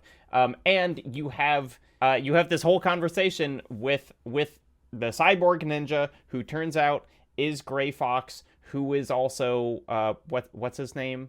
Frank Yeager. Yeah. Frank Yeager, who, yes, you thought that you killed in Zanzibar, and the whole reason that Naomi infected you with Fox Dye was in revenge for killing her adopted brother, but then it turns out that Frank Yeager, her adopted brother, killed her parents, and he feels so bad about that. And so there's a lot of kind of twists and turns that somewhat rolled off me. I would love to hear if they worked emotionally for any of y'all, but like what does absolutely work is Gray Fox just taking one for the team and getting fucking annihilated by Metal Gear. There's an element of this game still being a sequel technically that really pops up here, that just like I was not emotionally engaged enough with any of these characters, and especially the past events of other games, that a lot of this kind of rolled off me, unfortunately. I, having not played those first two,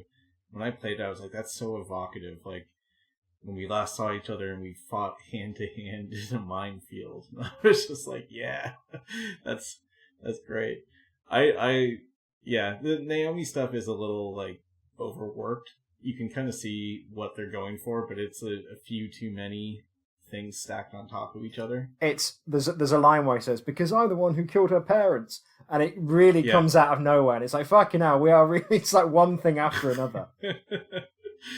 I do like when he dies though, and Snake's like, I can't do it, when he had the stinger on him. And, right, no, it's a great moment where Metal Gear has him pinned against the wall and the cockpit's open, and so Snake could shoot a stinger in there, but would presumably blow up Gray Fox. And Harper again writes in her Kotaku piece that it is this fascinating moment of disconnect between you and Solid Snake, where it's like you are not him, you know, like he is a guy and he is going to make his own decisions, and that decision here is like he can't kill this friend or, you know, colleague in arms. There's great stuff in it too, like when he does when Liquid lets him go and his body kind of just becomes meat, and just even with you know, the animation being what it is at the time, just the way he falls like dead weight is maybe one of the most like very corpsey kind of things you see in that game. I also, and this is part of the reason I'm like the Otacon ending is the way to go. Well, I guess they both kind of work anyway, is that like, I don't know. I always read this in part as this is like Snake's, to whatever degree, and it almost doesn't matter. This is like his boyfriend, essentially, who he is, you know, the flame from the past, who is like the Heathcliff in this mansion here, and he's back and he's changed and they can't know each other and they have to, you know, have this not at all sexually charged fist fight where they're both groaning at each other, and then it's like he has to die here. He has to give himself, and finally it's the reconciliation, and it's like, you know, and now he can move on with Otacon or Mary. You know, like it's just, to me, it's like always has that kind of in it, and something about the way that when he's like, I think that disconnect between player and Snake is really interesting as well.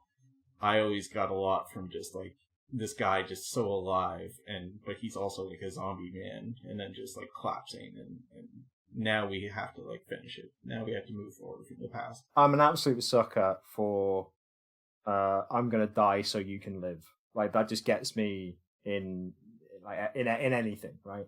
And we were talking earlier about, you know, just lines that really sing in this game, and his whole, you know, after Zanzibar I was taken from the battle, neither truly alive nor truly dead, and then he says, you know, an undying shadow in the world of lights. It's like, that's fucking Shakespearean. I mean, it's not, but it's like, you know, it's good. It's Metal Gear Shakespeare. It's Metal Shakespeare. And I just love it. You know, and it is interesting, this idea of like him needing to die, where he also talks about what is a theme of this game, and I think is a theme of the series, which is like, you know, he refers to kind of men who can only find meaning in combat, that like they are just so alienated from society or a normal life or whatever, that like their only purpose and the only place that they feel like they're doing anything is on the battlefield. And him dying is again kind of being like, hey, Snake, and what everyone is telling Snake at the end of the game is like, don't do that. You know, like, you need to figure out how to live not as a soldier. This sounds self-aggrandizing. In the article that I wrote for the book, I used a phrase I think I borrowed from a French philosopher, the name of whom I can't remember, who talked about the ghosts of futures that have never happened. And that to me is what Grey Fox represents. It's like, this is what Snake could become. Someone who is just, like, it's that Clockwork Orange thing of like alive but mechanized, a soldier who exists only for war. And he has to die because that kind of closes one potential future for Solid Snake. Like he's no longer at risk of becoming Grey Fox because Grey Fox has his death somehow prevents Snake from becoming like him. I think it also like speaks directly to the video game analogy of like this game being about like maybe don't spend your life playing video games. It's like by 1998, and I don't want to speak too broadly about a country I don't live in, but like otaku culture was firmly a thing, and like we still deal with people who like completely submit their identity to like, I'm an Xbox gamer, I'm a PlayStation gamer. It's like that kind of speaks to like no world outside of, in this case, in the game's narrative, combat. But Bro, live outside the think console that's like wars. literally what is being said here in some way. Like I think it works. I think it works as a multiple, like two different analogies. I think it does speak to actual like veterans. And just like we've seen the way America treats veterans and how they are kind of just like consumed by what happened there and don't get the help they need. So they live in that moment forever. And also the people who play this game and will argue about it online and who 7 years later would send Kojima death threats because he didn't want to make MGS4. It's like, maybe go fucking touch grass, Like I think it's working on two different levels here. That's why I think like 1 and 2 are kind of tied. I think like even if you don't like playing 2, I think you'll get a lot out of, because the Metal Gear games really reward like a lot of different kinds of readings. Like you can look at them in a lot of different ways, and I think there's like something very, very rich in each one as well of what they're saying about games and like spending your life. And Kojima's a guy who's like, what is it, like my body is 99% movies or something. Like he's a guy who is very well aware. Like Death Stranding has the Wyndon Refn character who's like, yeah, I'm spending my time watching bits of movies. Best cutscene in the game, yeah. Like, yeah. And Hartman, that's who it was. And I think he's aware that there's also a reading that people have had where you can also look at Kojima sort of saying like, this is how I feel as someone making Metal Gear over exactly that you. And it's like Metal Gear, like it works as just a straightforward action game, I think, as this very colorful thing. It also, it's just this sort of lots going on that you can pick up on. Taking a step back is something I was just thinking about. Is like when I'm in a Kojima game, I'm often I think he is so bad at writing dialogue most of the time that I'm like, why is he the guy? That all these celebrities and like other creators from other media, I'm like, why is he the one they worship over? And it's only when I like take a step back from his games and talk about them with people and like, kind of forget about all the dumb Princess Beach moments in his games that I'm like, oh, there is something like really interesting going on here. And like he is thinking about like his games in a way that is really fascinating, that transcends all the moments where he's up his own ass, that I think is like compelling and worth like praising. Maybe not as much as we've praised him over the last 20 years. Maybe we should take a step back slightly on that. But yeah, it's good to like talk about these games and be like, I hated playing this, but there's like value in it that is like easily recognizable. So, shouts out to Kojima. We all just worship at the feet of his altar. He makes all these games by himself, as Keeley would have us believe. Yeah. I think it's always important that when you think of like the most, is sort of like a really deftly accomplished art that he's made, and then you also think of like quiet, Yep. And we talked, the amount of times you can see Meryl in her underwear in this game is just like, there is some level of him where he's just like a horny guy who likes to put women in compromising positions. I think like the further he has gotten in his career and his legacy in mythology has grown, like to say it again, I think he has just lost the people, especially now that he heads his own independent studio.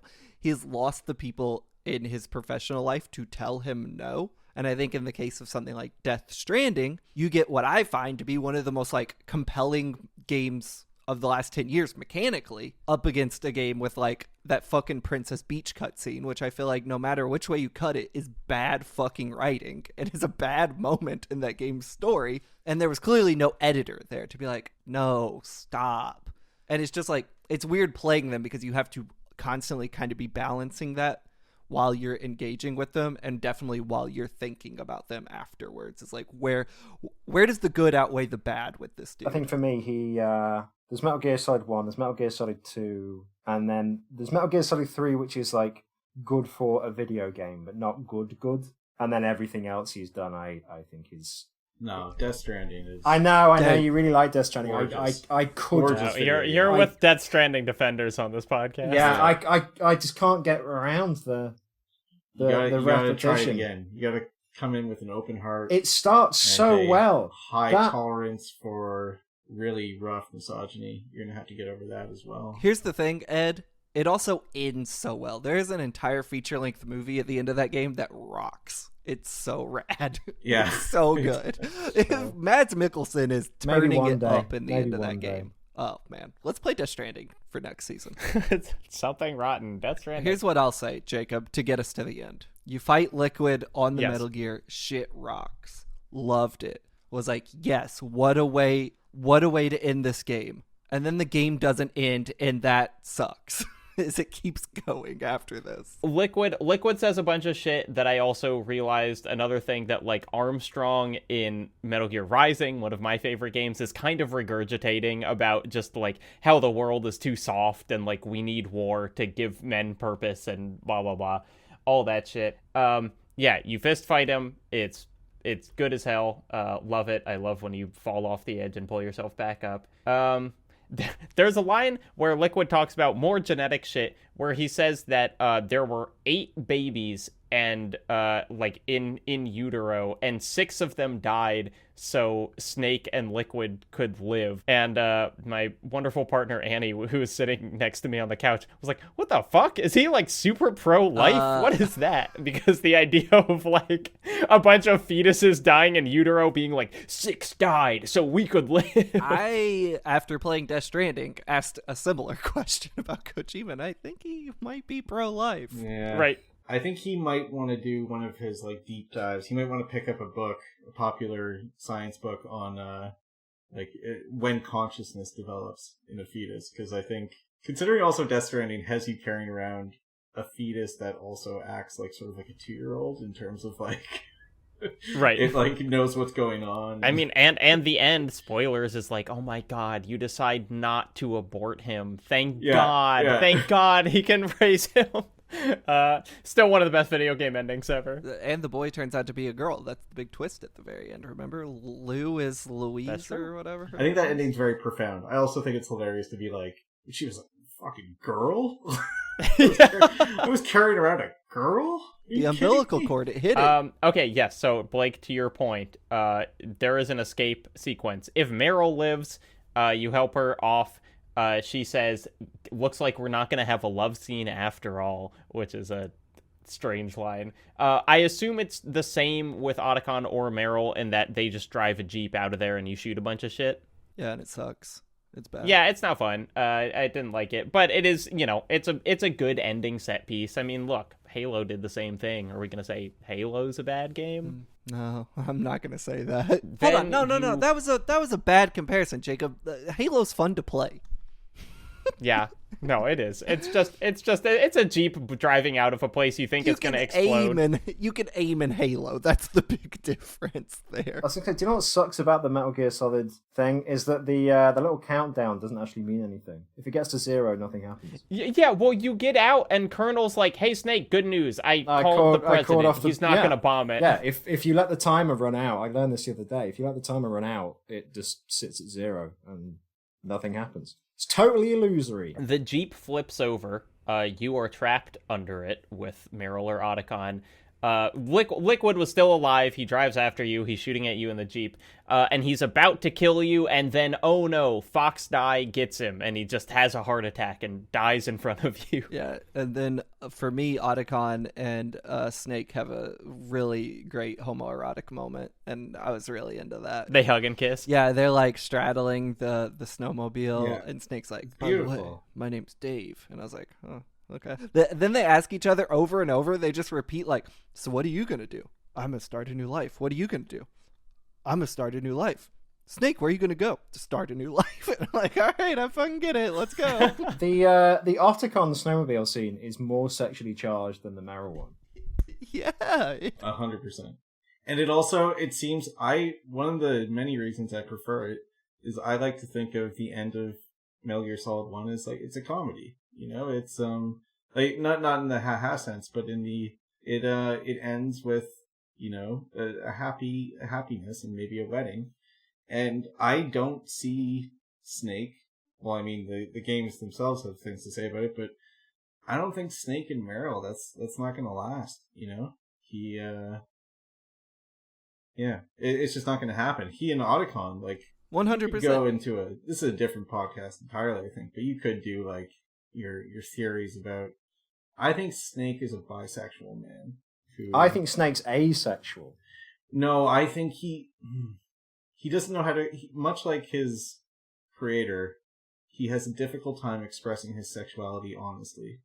Mm-hmm. He must hide behind it with jokes and winks. I think that's a great take. When he says, "My name is David," I wrote hater, which I doubt was intentional because, like, I assume the line was written before they had cast it, but it is very weird for Snake to say, "My real name is," and then the name of his voice actor. It feels like a break with reality. It's a 2001 Space Odyssey reference because Otacon's real name is Hal Emmerich, and that's right. The astronaut in 2001 is called Dave. So it's so little Kojima film knowledge there. He's seen 2001: A Space Odyssey. But it also just totally feels like RoboCop when he's just like, what's his real name in RoboCop? Like Alex or something? Murphy, Alex Murphy. Yeah, but then as we talked about a little, it ends with they drive off, they see like caribou, and there is this like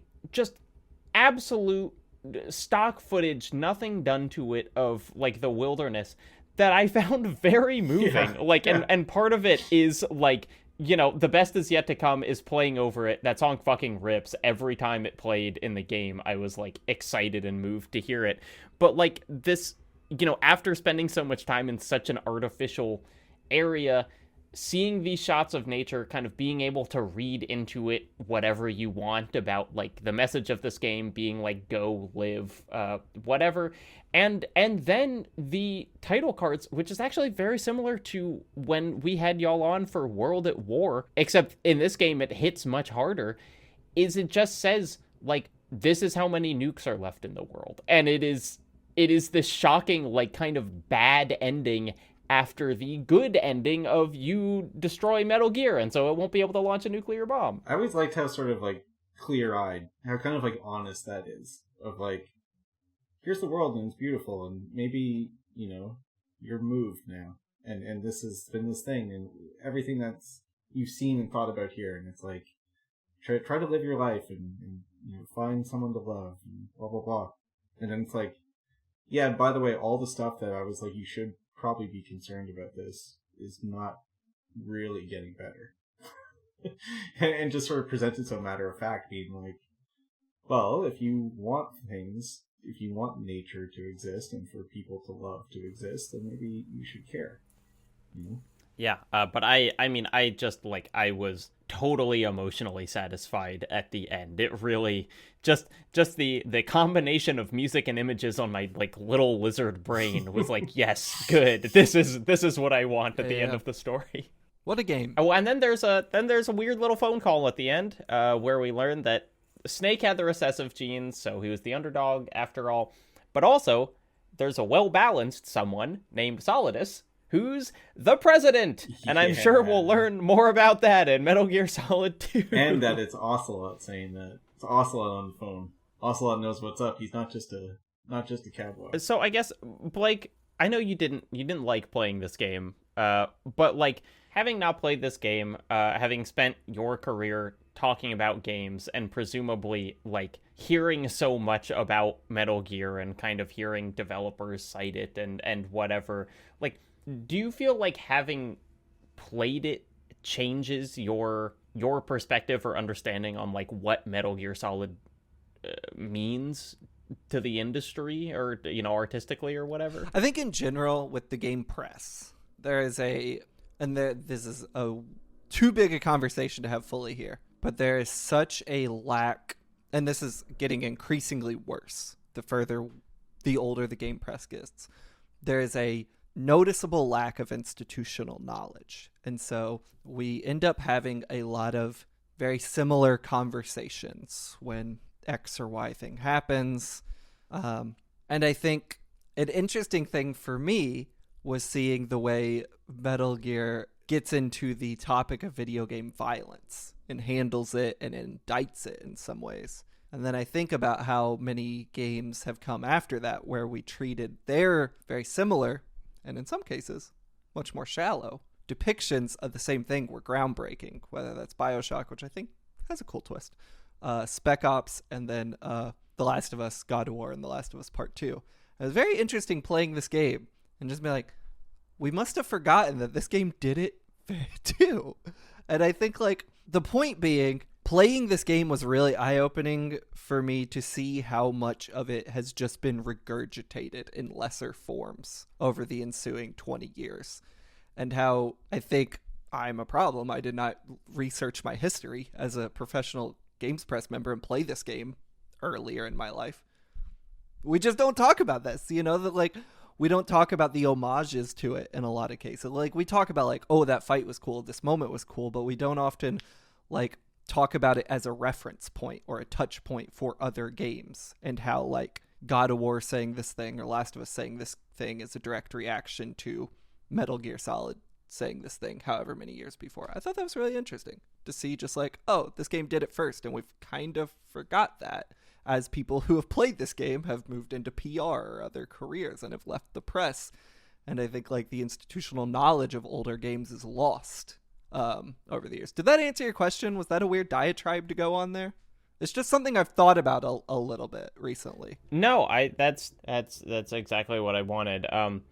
Ed and Reid, as the institutional knowledge that we're lacking in terms of Metal Gear and otherwise, do you think that should we be talking about this game more? Does it get the amount of respect that it deserves? Like, how do you feel kind of your own personal histories with Metal Gear have inspired how you look at games versus like how we as a collective talk about games? Reid, go on, you go first. Okay. I mean, it's a big question. I think Metal Gear is I find sort of like dense in the way that I like art or entertainment that I want to return to over and over. It's you can kind of look at a single scene. It's like when we're talking about like the Sniper Wolf death scene. It's like, well, you can just talk about that for a long time. There's so much going on there on just like a technical level.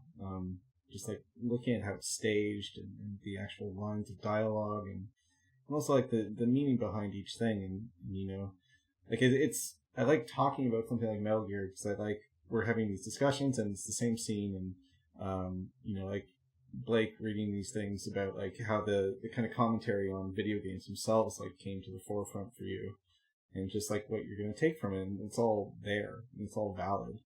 And I think that's like one of the things where I was like 12 or whatever when I played this, and then I didn't really play a ton of video games for a while after, and then I saw Metal Gear Solid 2, and I was like, well, I gotta get a PS2 now. I gotta go get a telemarketing job.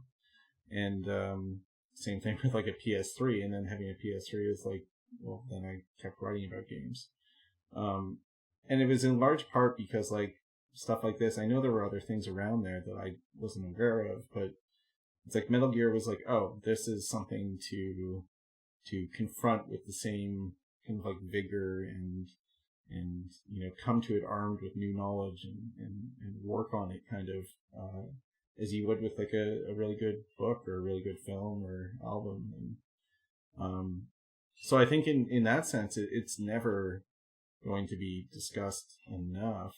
I feel like, and it's also a pre-internet and or early internet. Like, I don't know how much real talk there was about Metal Gear Solid, and then it's become this kind of like totem, and it's just like it just is great, capital G, and it's be interesting to see more kind of discussions. Like, it was so cool at that point in time when like Harper J was writing was going to, I think, go through all the Metal Gear games, but didn't get through all of them. But just that idea of like, well, no, let's return to this and keep picking at it and keep working away at it. So I think, long answer to that, I think it should be discussed more because it's worth discussing, and I think there's more to pull out from it always, and different critics and are going to pull different things from it. They're going to see different things, and yeah, I don't know. We should spend also in general, I think, more time kind of being like, the video game industry, not the first to say it, but like, it's like the Game Awards come out and it's like, they don't talk, you don't want to spend too much time recognizing the games that you're saying are the whole reason that we're having this award show because they're the best things that came out this year. It's like, no, let's start already getting excited for what's not out yet because it's more exciting when it doesn't exist.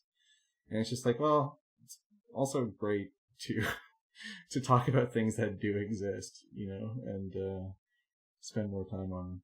Sorry, that was a long-winded way of saying more Metal Gear, please. I've played this game. I finished this game like maybe 50 times, and that's not an exaggeration. I've played this game time and time and time again. I've co-written a book on this game.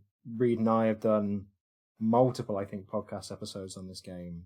I've talked about this with basically everyone I know who plays video games. I've had a conversation with them about Metal Gear Solid at some point. And yet, on this episode, 25 years after the fact, there are things that people are saying and kind of observing about it that I've never thought of before, and that are new to me. And I think that says quite a lot about Metal Gear Solid. It's possible, like, you can take basically any video game and you can kind of bullshit about it infinitely. But I think that you can have the kind of conversation that we've been having about this game, and it is authentic.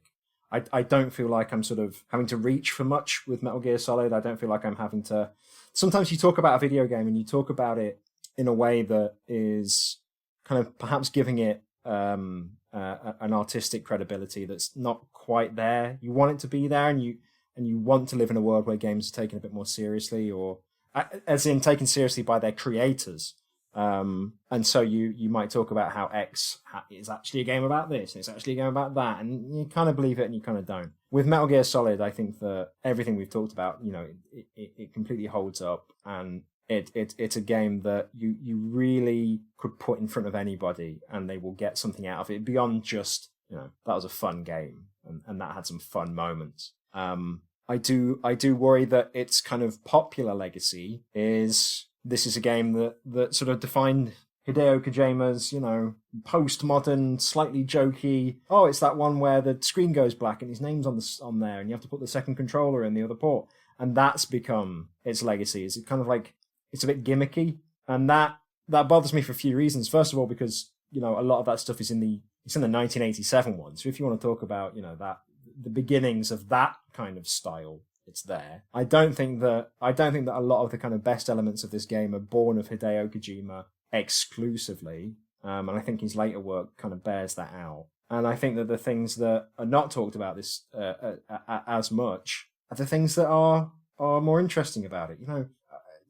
Like I say, it's 25 years later, and the idea even now of a game that sort of directly confronts the question of nuclear disarmament in the mainstream, in a game that you buy in a box in a shop for full price, that feels still very, very rare. That still feels like that'd be a very sort of pioneering and progressive thing. But Metal Gear Solid is kind of still remembered as, it's that one where you have to look on the back of the CD case to get her codec number. Oh, isn't that funny and cute?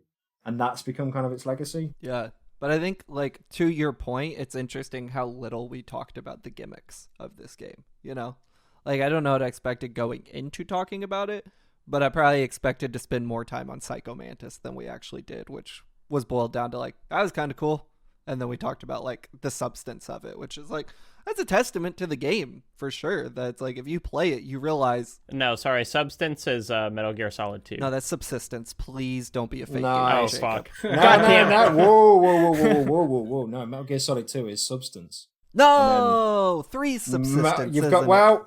well, 3 is Subsistence, and even then, those are the special edition versions. I know. I gotta buy a copy of MGS2 Substance for this season. I gotta go track it down in the So big you can city. go skateboarding in it. Yeah, you I can do want to skateboard check in that it. out. Yeah, no, but there's like it's like, you know how Double Fine does all that great work putting out documentaries, and I recently learned that Substance has like the entire design bible of that game just on the disc. It's like an unprecedented look into how that game was made. So I want to go track down a copy so I can talk about it on the bonus episode. There's like a 60-odd minute documentary.